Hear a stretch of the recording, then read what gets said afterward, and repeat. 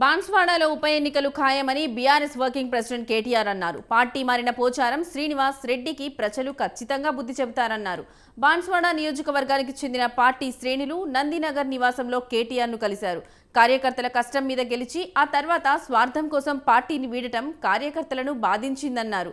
రేవంత్ రెడ్డి పరిపాలన సమర్థత ఏంటో ప్రజలకు తెలిసిపోయిందని, మార్పు పేరుతో జనాన్ని ఏమారుస్తున్నారని కేటీఆర్ మండిపడ్డారు. బాన్స్వాడ బై ఎన్నికల్లో ఖచ్చితంగా పోచారంను ఓడిస్తామని చెప్పారు.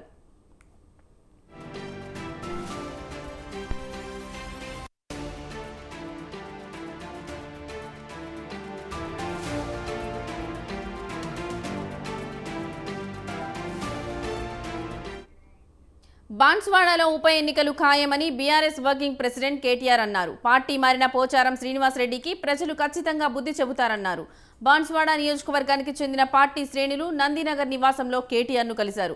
కార్యకర్తల కష్టం మీద గెలిచి ఆ తర్వాత స్వార్థం కోసం పార్టీని వీడటం కార్యకర్తలను బాధించిందన్నారు. రేవంత్ రెడ్డి పరిపాలన సమర్థత ఏంటో ప్రజలకు తెలిసిపోయిందని, మార్పు పేరుతో జనాన్ని ఏమారుస్తున్నారని కేటీఆర్ మండిపడ్డారు. బాన్స్వాడ బై ఎన్నికల్లో ఖచ్చితంగా పోచారంను ఓడిస్తామని చెప్పారు.